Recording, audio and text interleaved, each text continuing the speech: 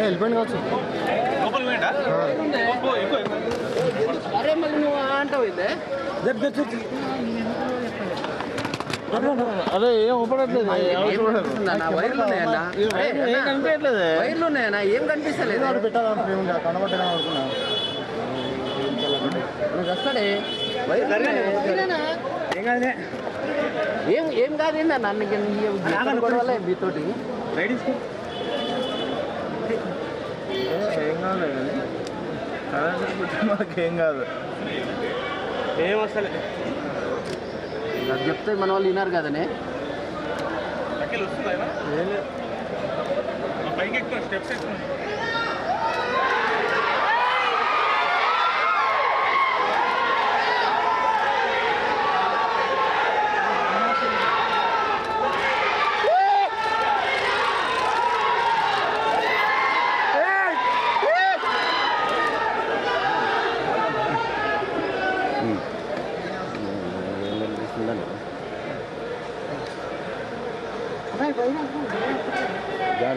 నేను ఇప్పటికైనా మిమ్మల్ని అన్న ఏం లేదు ఆడ సాయంకాలం ముట్టుకుని నన్ను ముట్టుకోకు.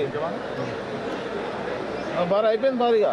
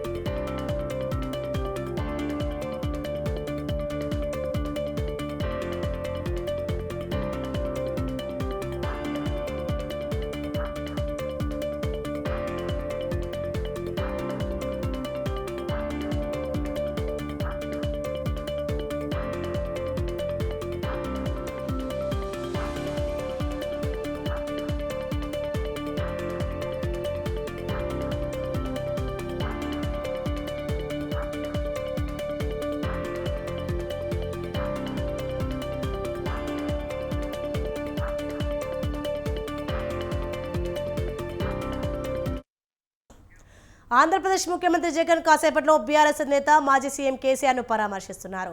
బంజారాహిల్స్లోని కేసీఆర్ నివాసానికి చేరుకున్న జగన్ కేసీఆర్ ఆరోగ్య పరిస్థితిపై ఆరా తీశారు. రైట్, ఇదే అంశంపై మరింత సమాచారం మా ప్రతినిధి రాజు లైవ్ ద్వారా అందిస్తారు. రాజు, రైట్ సోని, కొద్దిసేపటి క్రితమే ఏపీ సీఎం జగన్మోహన్ రెడ్డి కేసీఆర్ నివాసం అయినటువంటి నందినగర్కు చేరుకున్నారు. ఆయనకు స్వాగతం పలికేందుకు కేసీఆర్ నివాసంలో కేటీఆర్, అలాగే పాడి కౌశిక్ రెడ్డి, మాజీ మంత్రి తలసాని శ్రీనివాస్ యాదవ్లు కూడా జగన్మోహన్ రెడ్డిని పైగా రెండవ అంతస్తుకు తీసుకువెళ్లారు. కేసీఆర్ కొంత ఆయన ఫామ్ హౌస్లో కొంత ప్రమాదం జరిగింది. ఆయన తుంటి వెముక విరగడం చేత యశోదాలో కొంతకాలం ఆయన చికిత్స తీసుకున్నారు. అనంతరం కూడా ఆయన యోగక్షేమాలు కూడా వైఎస్ జగన్మోహన్ రెడ్డి కేటీఆర్ కాల్ చేసి ఆరా తీసినారు.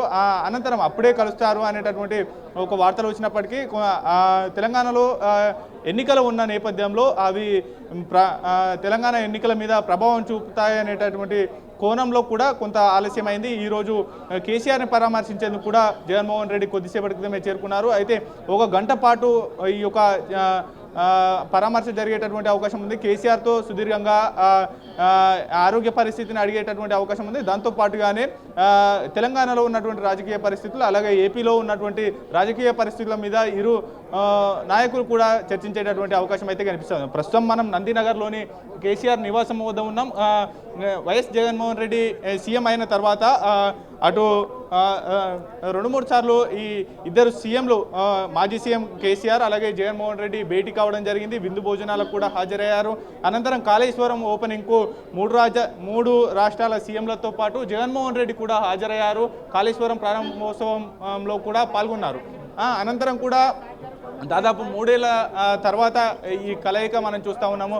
కేసీఆర్ ఆరోగ్య పరిస్థితి మీద ఆరా తీసేందుకు కూడా ఇక్కడికి చేరుకున్నారు జగన్మోహన్ రెడ్డి. కొద్దిసేపటి క్రితమే జగన్మోహన్ రెడ్డి తాడేపల్లి నుంచి బేగంపేట ఎయిర్పోర్ట్కు చేరుకున్నారు. అక్కడి నుంచి కార్ల ద్వారా నందినగర్కు చేరుకున్నారు. ఆయనకు స్వాగతం పలికేందుకు కూడా టీఆర్ఎస్ నేతలు అలాగే ఎమ్మెల్యే కేటీఆర్ కూడా నందినగర్కు ముందుగానే చేరుకొని ఏపీ సీఎం జగన్మోహన్ రెడ్డికి స్వాగతం పలికారు. ప్రత్యేకంగా ఈ ఇరు రాజకీయ నాయకుల భేటీ కొంత పొలిటికల్ రౌండ్స్లో పెద్ద చర్చనీయాంశంగా మారింది. అంటే దీని వెనుక ఏదైనా రాజకీయ కోణం ఉందా, ఎటువంటి అంశాలు చర్చించేటటువంటి అవకాశం ఉంది ఏంటి అనేది కూడా కొంత ఆసక్తిగా ఎదురు చూస్తున్నటువంటి సిచ్యువేషన్ అయితే కనిపిస్తూ ఉంది. దాంతోపాటుగానే ముఖ్యంగా ఇక్కడికి ఏపీ సీఎం జగన్మోహన్ రెడ్డితో పాటు ఇతర నాయకులు కూడా వచ్చారు, మంత్రులు కూడా చేరుకున్నటువంటి సిచ్యువేషన్ కనిపిస్తూ ఉంది. ముఖ్యంగా ఈ భేటీ కూడా ఒక గంట పాటు జరిగేటటువంటి అవకాశం కనిపిస్తూ ఉంది. సోని, ముఖ్యంగా ఇప్పటికే మాజీ సీఎం కేసీఆర్ని పరామర్శించారు జగన్మోహన్ రెడ్డి.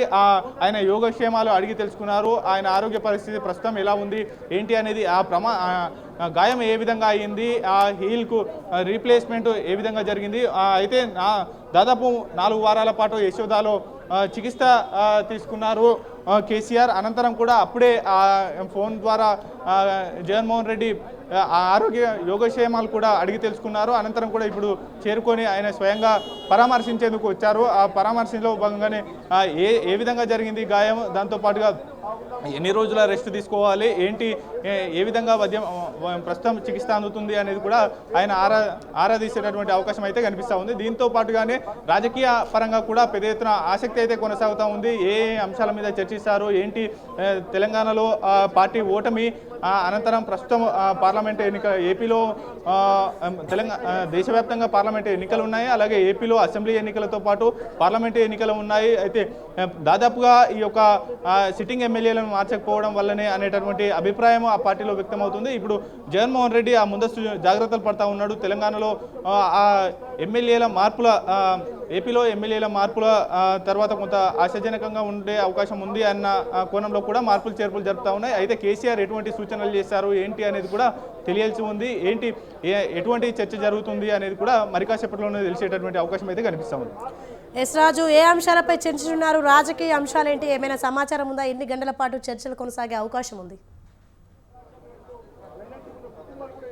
మరో గంట పాటు ఈ యొక్క చర్చ జరిగేటటువంటి అవకాశం ఉంది. ముందుగా పరామర్శించిన అనంతరం కూడా ఆయనకు మర్యాదపూర్వకంగా టీ కాఫీలు ఇవ్వడం, అనంతరం కూడా భేటీ మీద ఆసక్తికరంగా చర్చ జరిగేటటువంటి అవకాశం ఉంది. ఎందుకంటే తాజాగా తెలంగాణ రాష్ట్రంలో బీఆర్ఎస్ పార్టీ ఓటమి పాలైంది. అనంతరం ఇప్పుడు ఆంధ్రప్రదేశ్లో కూడా ఎన్నికలు జరగనున్నాయి. అయితే ఎటువంటి వ్యూహాలను అనుసరించాలి, కేసీఆర్ ఇక్కడ తీసుకున్నటువంటి లోపాలు ఏంటి, కేసీఆర్ తీసుకున్న నిర్ణయాల వల్ల ఎటువంటి లోపాలు వచ్చాయి, ఎటువంటి ఫలితాలు వచ్చాయి అనేది కూడా చర్చిస్తారు. కేసీఆర్ ముందు చూపుతోని ఏ విధంగా అంటే రాజకీయంలో కీలకంగా ఉన్నారు, సుదీర్ఘంగా ఉన్నారు కాబట్టి ఆయన సూచనలు కూడా కొన్ని తీసుకునేటటువంటి అవకాశం ఉంది. అంతేకాకుండా అటు ఏపీకి సంబంధించి కూడా రాజకీయాల్లో ఏ విధంగా ముందుకు వెళ్ళాలి, ఇప్పటికే ముందస్తుగా తెలంగాణ ఫలితాలు చూసిన వెనువెంటనే వరుసగా సమావేశాలు సమీక్షలు నిర్వహిస్తున్న ఏపీ సీఎం జగన్మోహన్ రెడ్డి అభ్యర్థులను మారుస్తూ ఉన్నారు, ఎమ్మెల్యేలను సిట్టింగ్ ఎమ్మెల్యేలను మారుస్తూ ఉన్నారు, వారి తనయులకు ఇతర నేతలకు కూడా అవకాశం కల్పిస్తూ ఉన్నారు. అయితే వీటి వల్ల ఎటువంటి ఫలితాలు వస్తాయి ఏంటి అనేది కూడా ఆయన చర్చించేటటువంటి అవకాశం ఉంది. అంతేకాకుండా ఈ ఓటమి కారణాలు ఏంటి అనేది కూడా ఇప్పటికే సమీక్షలు జరుపుతున్నారు కేటీఆర్. అలాగే పూర్తిగా ఆ అంశాలు కూడా చర్చకు వచ్చేటటువంటి అవకాశం, దీని వెనుక ఇంకేమైనా రాజకీయ అంశాలు చర్చిస్తారా అనేది కూడా తెలియాల్సి ఉంది. నిత్య right, thank you Raju.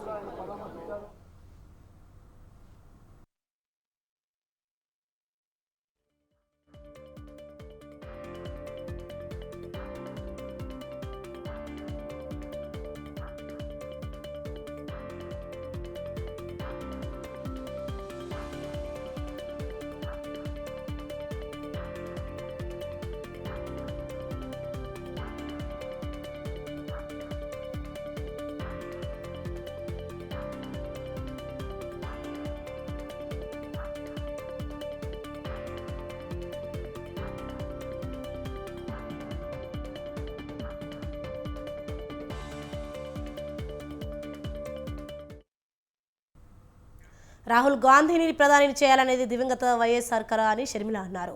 YSR Telangana party అధ్యక్షురాలు వైఎస్ షర్మిల కాంగ్రెస్ పార్టీలో చేరారు. కాంగ్రెస్ జాతీయ అధ్యక్షుడు మల్లికార్జున ఖర్గే, పార్టీ అగ్రనేత రాహుల్ గాంధీ షర్మిలకు కండువా కప్పి పార్టీలోకి ఆహ్వానించారు.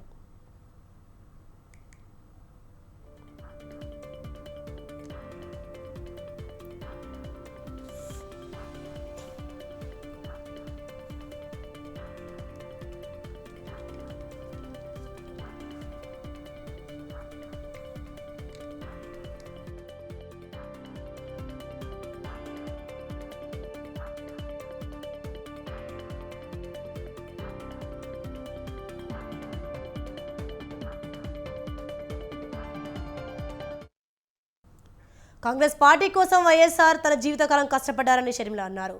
చివరి క్షణం వరకు పార్టీకి సేవ చేశారని గుర్తు చేశారు. వైఎస్ కూతురుగా తాను కాంగ్రెస్ పార్టీలో చేయడం చాలా సంతోషంగా ఉందని చెప్పారు. దేశంలోనే అతిపెద్ద సెక్యులర్ పార్టీ కాంగ్రెస్ పార్టీ అని ఆమె అన్నారు. ఇటీవల మణిపూర్లో జరిగిన అల్లర్లు ప్రాణ నష్టం తనను ఎంతగానో బాధించాయని ఆవేదన వ్యక్తం చేశారు.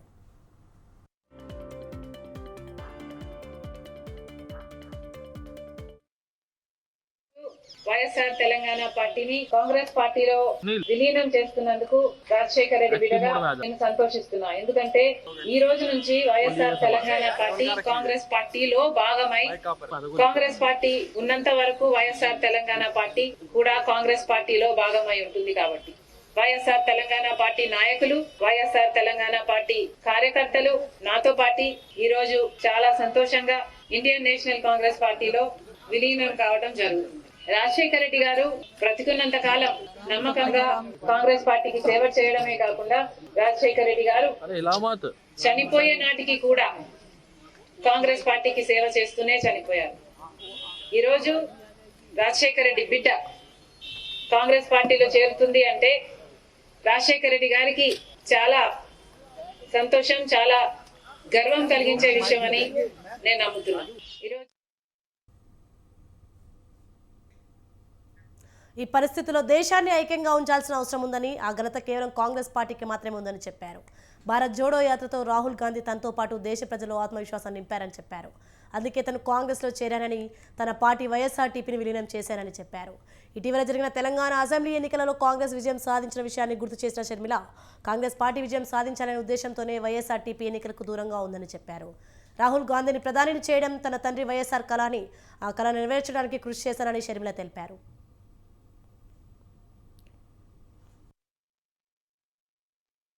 మన దేశంలోనే అతిపెద్ద సెక్యులర్ పార్టీ కాంగ్రెస్ పార్టీ కాబట్టి కాంగ్రెస్ పార్టీ మన స్వాతంత్రం వచ్చినప్పటి నుంచి పునాదులు వేయడం దగ్గర నుంచి ఈ దేశాన్ని కట్టడం దగ్గర వరకు కాంగ్రెస్ పార్టీ హస్తం ఉంది. ప్రతి వర్గాన్ని కలుపుకుపోతూ ప్రతి విశ్వాసానికి ప్రతి ఫెయిత్ కు నమ్మకం కలిగిస్తూ ప్రతి సెక్షన్ ఆఫ్ ద సొసైటీలో కలుపుకుపోతూ ముందుకు వెళ్లిన party Congress party. Congress party ముందు కూడా రాహుల్ గాంధీ గారి నాయకత్వంలో ఖార్గే గారి నాయకత్వంలో ప్రజలందరికీ మేలు చేస్తుందని సంపూర్ణంగా విశ్వసిస్తూ రాజశేఖర రెడ్డి గారి కళ ఏ కళ అయితే రాజశేఖర రెడ్డి గారు రాహుల్ గాంధీని ప్రధానమంత్రిని చేయాలి అని మనస్ఫూర్తిగా కోరారో అది నెరవేర్చడానికి రాజశేఖర రెడ్డి గారి బిడ్డ మనస్ఫూర్తిగా పనిచేస్తుంది. కాంగ్రెస్ పార్టీ రాజశేఖర రెడ్డి బిడ్డ మీద నమ్మకం ఉంచి తెలంగాణలో వైఎస్ఆర్ తెలంగాణ పార్టీ చేసిన త్యాగాన్ని గౌరవించి ఈ రోజు రాజశేఖర రెడ్డి బిడ్డను కాంగ్రెస్ పార్టీలోకి ఆహ్వానించడం జరిగింది. ఆ ఆహ్వానాన్ని మేము మనస్ఫూర్తిగా స్వీకరిస్తూ కాంగ్రెస్ పార్టీలో ఈ రోజు విలీనం అవుతున్నాం. ఈ రోజు నుంచి కాంగ్రెస్ పార్టీ ఏ బాధ్యత మా మీద ఉంచినా ఆ బాధ్యతను విశ్వాసంతో సంపూర్ణంగా నెరవేర్స్తామని నాతో పాటు వైఎస్ఆర్ తెలంగాణ పార్టీ నాయకులందరూ కూడా మనస్ఫూర్తిగా మాటిస్తున్నాం. కొత్త సంవత్సరంలో తెలంగాణలో రేవంత్ రెడ్డి ప్రభుత్వం కొత్త నిర్ణయాలకు శ్రీకారం చుట్టింది. ప్రజలకు మరింత సేవలు అందించే విధంగా హైదరాబాద్ మెట్రో రైల్వే ఫేజ్ 2 ప్రతిపాదనలో విప్లవాత్మక మార్పులు చేస్తోంది. మెట్రో ఫేజ్ 2 విస్తరించే ప్రతిపాదనలు మెరుగుపరచాలని ప్రభుత్వం నిర్ణయించింది. మున్ముందు కొత్త మార్గాల్లో హైదరాబాద్ మెట్రో పరుగులు పెడుతోంది.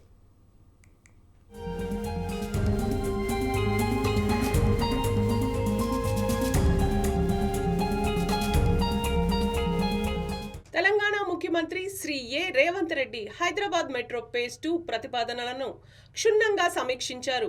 హైదరాబాద్ మెట్రో సంస్థ ఎండీ ఎన్వీఎస్ రెడ్డి వివరణాత్మక ప్రెజెంటేషన్ తర్వాత విస్తరణ ప్రతిపాదనలు నగరంలోని ప్రధాన ప్రాంతాలకు సరిపోతాయన్న భావనకు వచ్చారు. గరిష్ట సంఖ్యలో ప్రయాణికులు సేవలు అందించాలని ముఖ్యమంత్రి ఆయనకు సూచించారు. హెచ్ఎండిఏ కమిషనర్తో సమన్వయంతో ఫేజ్ 2 ప్రతిపాదనలను మెరుగుపరచాలని ఎండీని కోరారు.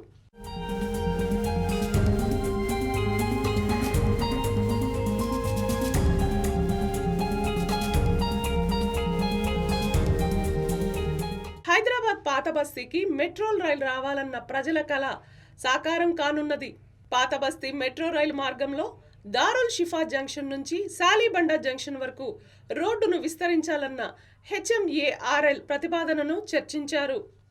దారుల్ షిఫా జంక్షన్ నుంచి ఫలక్నుమా జంక్షన్ వరకు 100 అడుగుల వరకు రోడ్డు విస్తరణ సాధ్యాసాధ్యాలను పరిశీలించాలని ముఖ్యమంత్రి కోరారు. పాత నగరం ప్రజాప్రతినిధులను కూడా సంప్రదించాలన్నారు. మెట్రో రాకతో పాత బస్తీ కూడా ఇతర ప్రాంతాలతో సమానంగా వేగంగా అభివృద్ధి చెందుతుందని సీఎం రేవంత్ రెడ్డి అభిప్రాయపడ్డారు.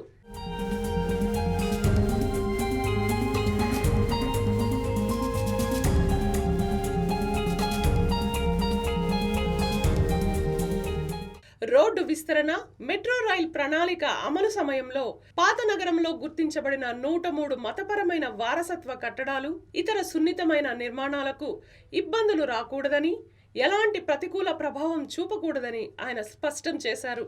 అవసరమైతే తాను వ్యక్తిగతంగా తనిఖీ చేస్తానన్నారు. పాత నగరంలోని ప్రజా ప్రతినిధులను కూడా ఈ ప్రయత్నంలో కలుపుకొని పోవాలన్నారు.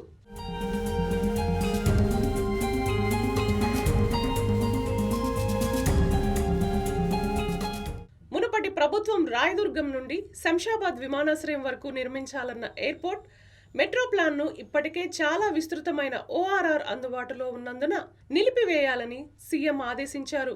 దానికి బదులుగా ఎయిర్పోర్ట్ మెట్రో కనెక్టివిటీని ఎంబీఎస్ నుండి పాత నగరం మీదుగా ప్లాన్ చేయాలని సూచించారు.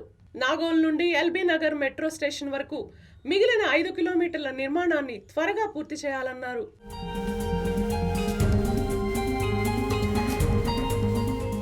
పాత బస్తీ ఎల్బీ నగర్ మీదుగా సవరించిన ఎయిర్పోర్ట్ మెట్రో అలైన్మెంట్ కు సంబంధించిన ట్రాఫిక్ అధ్యయనాలు, డిపిఆర్లను త్వరగా పూర్తి చేయాలని ఎండి హెచ్ఎంఆర్ఎల్ ను సీఎం రేవంత్ రెడ్డి ఆదేశించారు. లక్ష్మీగూడ, జల్పల్లి, మామిడిపల్లి స్ట్రెచ్ లో మెట్రోలో కొంత భాగాన్ని వేయడానికి సాధ్యాసాధ్యాలను పరిశీలించాలని కోరారు. కొత్త అలైన్మెంట్ లో రహదారి స్థాయిలో ఎటువంటి అడ్డంకులు లేకుండా 40 అడుగుల వెడల్పు గల సెంట్రల్ మీడియన్ ఈ స్ట్రెచ్ లో అందుబాటులో ఉంది. దీంతో మెట్రో రైలు నిర్మాణ వ్యయాన్ని తగ్గించుకోవచ్చు. అదేవిధంగా నగరం అన్ని దిశలలో అభివృద్ధి చెందడానికి ప్రస్తుతం ఉన్న మెట్రో కారిడార్లను సమీపంలోని గమ్యస్థానాలకు పొడిగింపులను సిద్ధం చేయాలని ఎండి హెచ్ఎంఆర్ఎల్ ను సీఎం ఆదేశించారు.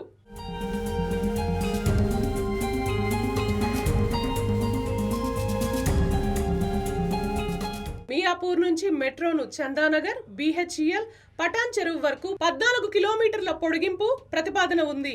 MBS నుంచి ఫలక్నుమా, చాంద్రాయనగుట్ట, మైలార్ దేవపల్లి, P రోడ్ విమానాశ్రయం వరకు 23 కిలోమీటర్లు ప్రతిపాదించారు. నాగోల్ నుంచి LB Nagar, OYC hospital, Chandrayangutta, Mylar Devpally, Aramghar, new high court స్థలం రాజేంద్ర నగర్లో వ్యవసాయ విశ్వవిద్యాలయం వరకు 19 కిలోమీటర్ల మేరకు పొడిగించే ప్రతిపాదన ఉంది.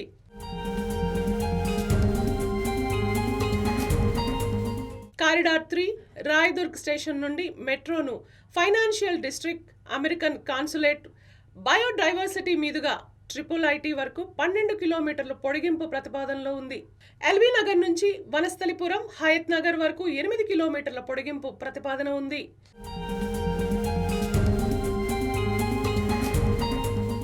ఈ విస్తరణ ప్రణాళికను సమగ్ర పద్ధతిలో త్వరలో సిద్ధం చేయాలని రాబోయే కొద్ది రోజుల్లో కేంద్ర పట్టణాభివృద్ధి, గృహ నిర్మాణ మంత్రిత్వ శాఖ మంత్రి హర్దీప్ సింగ్ పూరికి లేఖను సిద్ధం చేయాలని CM Revanth Reddy HMARL MD, HMDA కమిషనర్లను కోరారు. కొత్త ప్రతిపాదనల్లో నాగోల్, MGBS మీదుగా నార్సింగ్ వరకు 40 కిలోమీటర్ల Musi river front, east, west కారిడార్లలో మెట్రో రైలు చేర్చే ప్రతిపాదనలను సమీక్షించారు.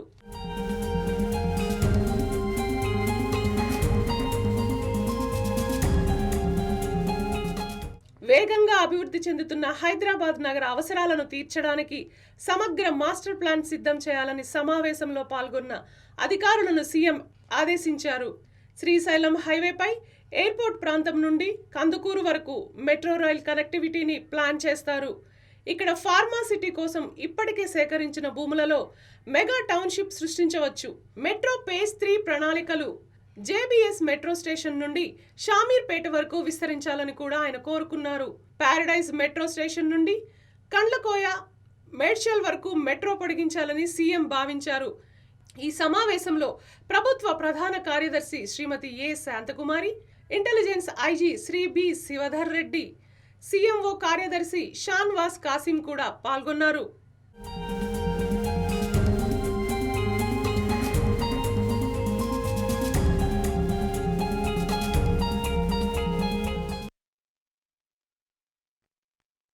నంద్యాల జిల్లా నందికొట్కూరు నియోజకవర్గంలో అధికార వైసీపీకి గట్టి ఎదురు దెబ్బ తగిలింది. ఆ పార్టీకి చెందిన సుమారు 300 మంది టీడీపీలో చేరారు. టీడీపీ తీర్థం పుచ్చుకున్న వారిలో నందికొట్కూరు పట్నం, మిడుతూరు, దేవనూరు మండలాల్లోని పలువురు వైసీపీ ప్రముఖులు, పార్టీ అభిమానులు ఉన్నారు. టీడీపీ మేనిఫెస్టో భవిష్యత్కు గ్యారంటీపై ప్రజల్లో ఏర్పడుతున్న నమ్మకమే పార్టీలోకి చేరికలంటున్నారు టీడీపీ సీనియర్లు.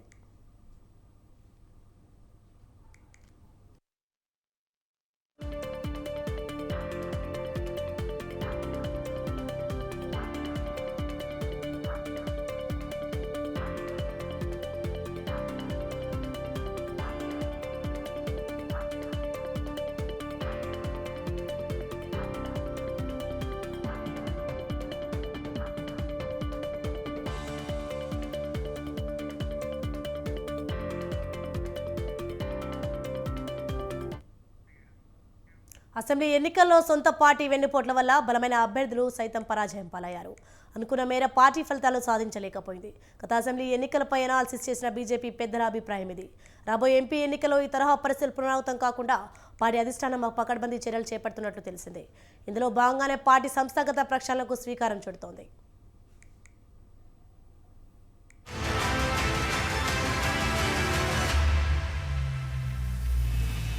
సంస్థాగత ప్రక్షాళనపై కమలం పార్టీ ప్రత్యేక దృష్టి సారిస్తుంది. ఈ నిర్ణయానికి అసెంబ్లీ ఎన్నికల్లో నేతల పనితీరే కారణమని తెలుస్తోంది.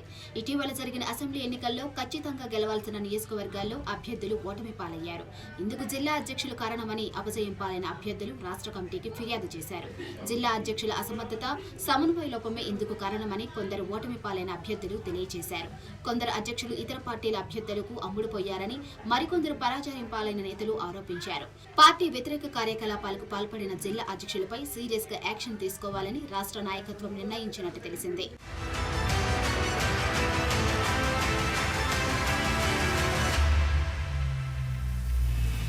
పలువురు నేతల సహకారం లేకపోవడం వల్లే ఈ ఓటమి సంభవించిందని కాషాయ పార్టీ పెద్దలు తెలిపారు.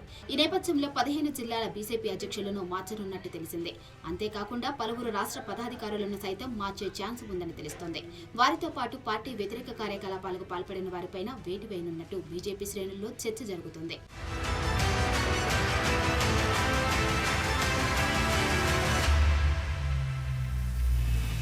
పార్లమెంట్ ఎన్నికల్లో భారీ స్థాయిలో విజయాలను సాధించాలంటే అసెంబ్లీ ఎన్నికల్లో జరిగిన తప్పిదాలను మరోసారి రిపీట్ కానివ్వకుండా చూడాలని పార్టీ భావిస్తుంది. రాష్ట్ర బీజేపీ అధ్యక్షుడు కిషన్ రెడ్డి తన కొత్త టీమును సిద్ధం చేసుకునే పనిలో కార్యదర్శులతో భేటీ అయిన కిషన్ రెడ్డి కొత్తవారి నియామకానికి సంబంధించిన జాబితాను సిద్ధం చేస్తున్నట్టు తెలిసింది. అంతేకాకుండా దీర్ఘకాలంగా జిల్లాలకు అధ్యక్షులుగా కొనసాగుతున్న వారిని పక్కన పెట్టి కొత్త వారికి యువతకు అవకాశం ఇవ్వాలని పార్టీ భావిస్తుంది.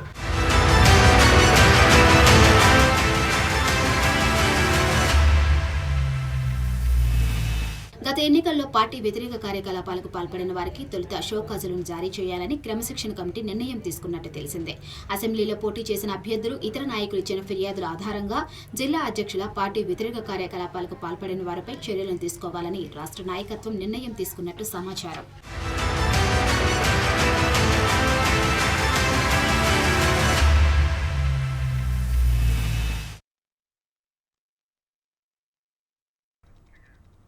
కేంద్ర మంత్రి కిషన్ రెడ్డి మాట్లాడుతున్నారు. ఇప్పుడు లైవ్ చూద్దాం.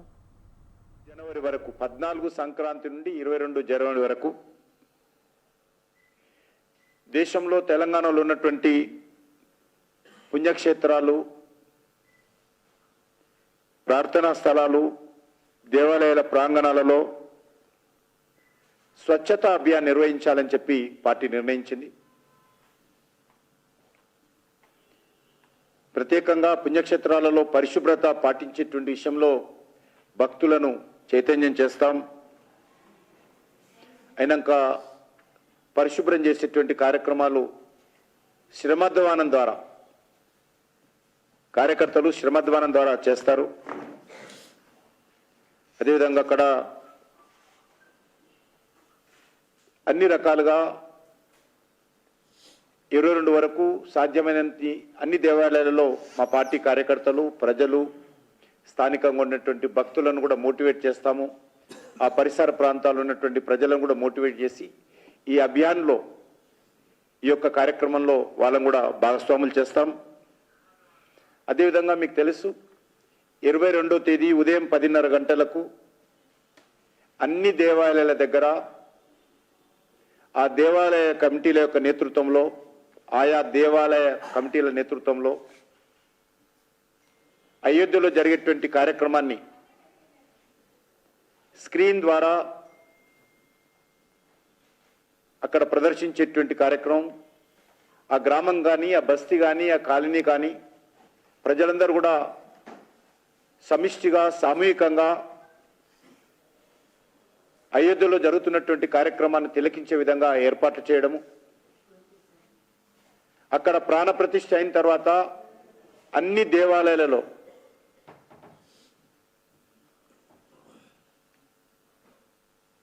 అక్కడ మరి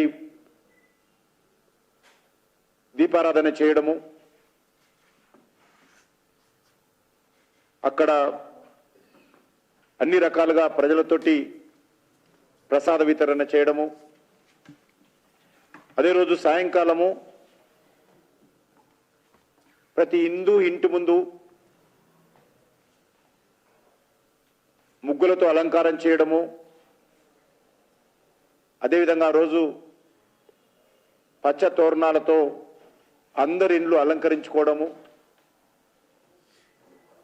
500 సంవత్సరాలైంది కాబట్టి 5 రామజ్యోతులను మన ఇంట్లో వెలిగించుకోవడము, ఈ రకంగా ఈ కార్యక్రమాన్ని చేపట్టాలని చెప్పి అక్కడ ఉన్నటువంటి దేవాలయ నిర్మాణ కమిటీ ఇచ్చినటువంటి పిలుపు మేరకు భారతీయ జనతా పార్టీ కూడా స్పందించి పాల్గొంటుంది.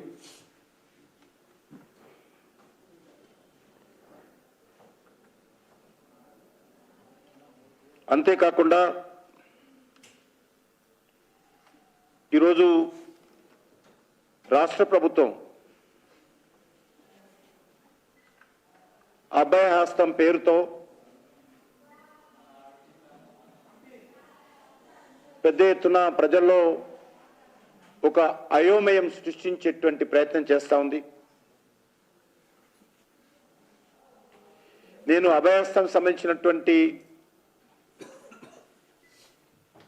దరఖాస్తు ఫారం చదివాను. ఈ దరఖాస్తు ఫారము ఎందుకు నింపుతున్నారో, దీని వెనుక మతలబేందో నాకైతే అర్థం కావడం లేదు. తాడిపత్రిలో మున్సిపల్ కార్మికులు చేసిన సమ్మెను భగ్నం చేసేందుకు ఎమ్మెల్యే కేతిరెడ్డి పెద్దారెడ్డి రంగంలోకి దిగారు. ప్రైవేట్ వ్యక్తులతో వీధుల్లో చెత్తను తొలగించేందుకు పెద్దారెడ్డి రోడ్డుపైకి వచ్చారు. అయితే తాడిపత్రి ఎమ్మెల్యే పెద్దారెడ్డి వైఖరి నిరసిస్తూ అడ్డుకునేందుకు మున్సిపల్ కార్మికులు ప్రయత్నించారు.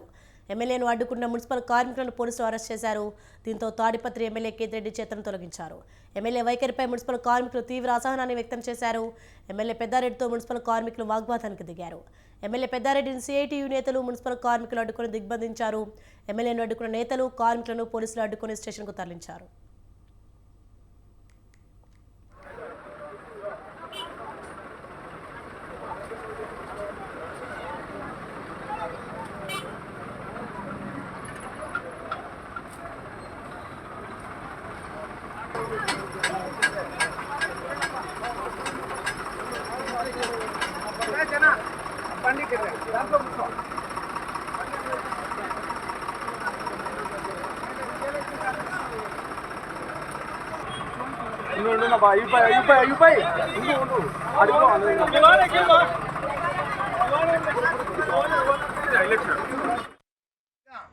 తాడిపత్రి అర్బన్ సంబంధించిన మున్సిపాలిటీ మహిళలు మన స్థానిక ఎమ్మెల్యే పెద్దారెడ్డి గారిని వచ్చి కలవడం జరిగింది. సార్, కాలనీలలో చెత్త చెదారము చాలా నిండుకుపోయింది. దోమలతో కానీ వ్యర్థాలతో వాసనలతో చాలా ఇబ్బంది పడుతున్నాము. దయచేసి అదొక్క ప్రయత్నం మాకు నీట్గా చేసి అనారోగ్య బారిన పడుకోకుండా ఆరోగ్యంగా కాపాడాలని చెప్పి ఎమ్మెల్యే గారిని మొరపెట్టుకోవడం జరిగింది. మరి ఈ విషయాన్ని దృష్టిలో పెట్టుకొని ఎమ్మెల్యే గారు ఈరోజు ఎక్కడ లేని విధంగా ఆంధ్రప్రదేశ్లో అన్ని జిల్లాలలో సమ్మె జరుగుతుంది. కానీ మరి ఎక్కడ ఏం జరుగుతుందో తెలియదు. తాడిపత్రిలో మాత్రం మన గౌరవ ఎమ్మెల్యే గారు కేతిరెడ్డి పెద్దారెడ్డి గారు స్వచ్ఛందంగా ట్రాక్టర్లు సొంత నిధులతో ట్రాక్టర్లను ఏర్పాటు చేసి అన్ని వార్డులకి అన్ని కాలనీలకి చెత్తా చెదారం తీసేయడానికి ఒక ప్రైవేట్ కార్మికులను తయారు చేసి ఈరోజు తాడిపత్రిలోకి పంపడం జరుగుతుంది. 3 రోజులుగా తాడిపత్రి అర్బన్ సంబంధించిన మున్సిపాలిటీ మహిళలు మన స్థానిక ఎమ్మెల్యే పెద్దారెడ్డి గారిని వచ్చి కలవడం జరిగింది. ఇవి bulletin updates. For more updates keep watching స్వతంత్ర న్యూస్.